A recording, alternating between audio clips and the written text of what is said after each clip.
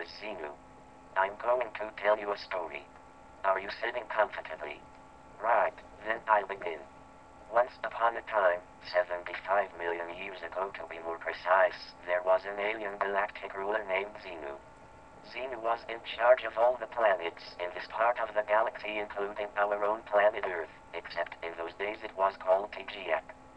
Now Xenu had a problem. All of the 76 planets he controlled were overpopulated.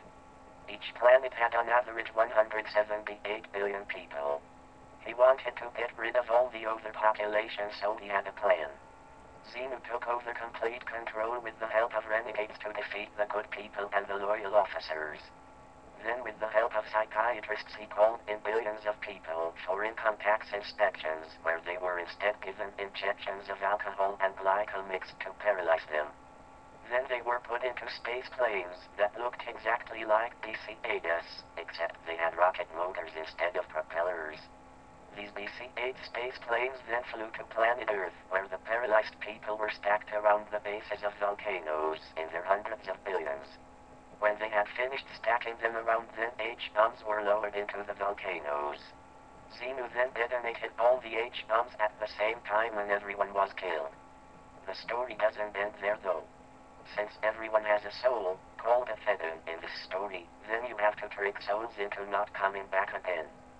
So, while the hundreds of billions of souls were being blown around by the nuclear winds, he had special electronic traps that caught all the souls in electronic beams. The electronic beams were sticky like fly paper. After he had captured all these souls, he had them packed into boxes and taken to a few huge cinemas.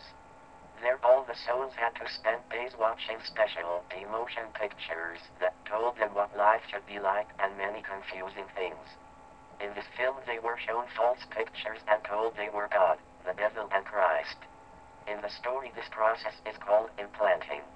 When the films ended and the souls left the cinema, these souls started to stick together, because, since they had all seen the same film, they thought they were the same people. They clustered in groups of a few thousand. Now, because there were only a few living bodies left, they stayed as clusters and inhabited these bodies. As for Xenu, the loyal officers finally overthrew him and they locked him away in a mountain on one of the planets.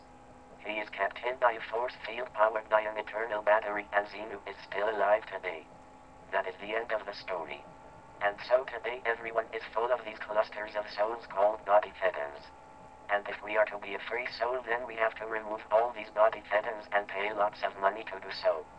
And the only reason people believed in God and Christ was because it was in the film their body Thetans saw 75 million years ago.